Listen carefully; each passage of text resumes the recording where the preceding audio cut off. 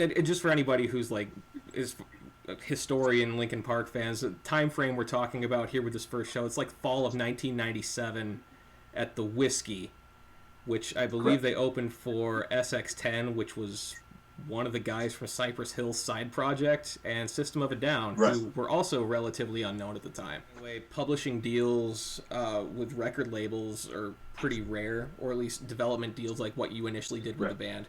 band. Can you describe like what a development deal and publishing and all that is, and as an addition to that, why did you decide to give the band a development deal after just one show? Because that seems highly unusual. Right. Well, development deals were rare back then, but now they're pretty much non-existent. You know, there's not a lot of development that goes into A&R, which is the traditional A&R. Now it's just like, hey, you know, what are your numbers here? What are your numbers there? What shows? You know, what's your merch sales? Development deals back in the day where we would give an artist a small amount of money, a few maybe $1,000, something like that, to go out and do a demo, and that would be pretty much it. Then we would decide, hey, we like this, we don't like it, we're going to pass, whatnot. So to clarify, the difference between publishing and records is very, very different.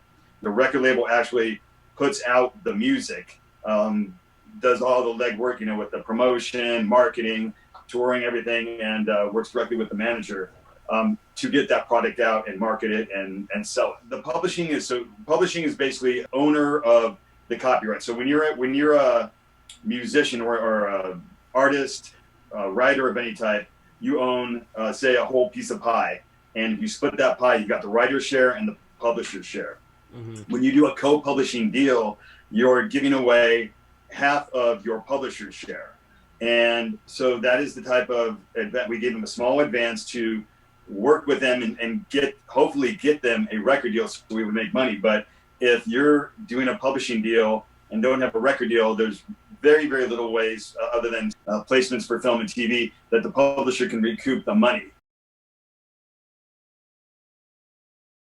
When I discovered Linkin Park, or Zero at the time, I was working for a music publishing company called Zomba Publishing.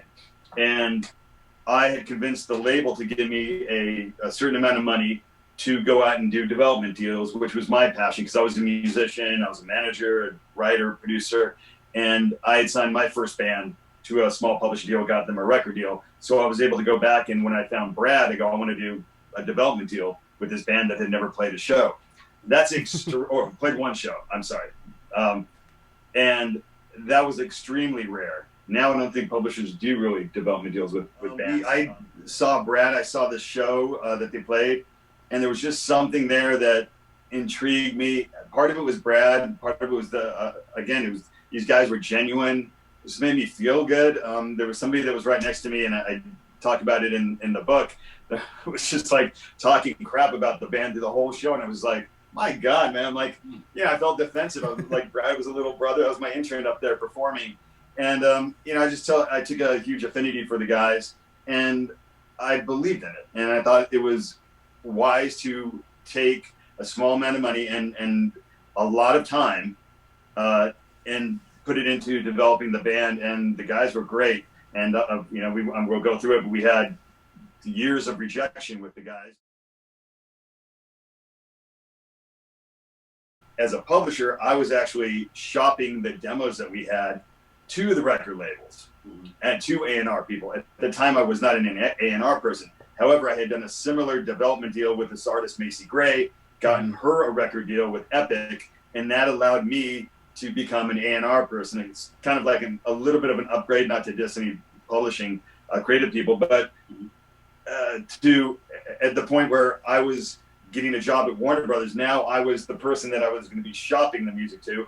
And so I took a different role. And my role at Warner Brothers as an A&R person was to actually go through, choose the songs that were going to be on the record and go, hey, this is what we want to do as a record label. And so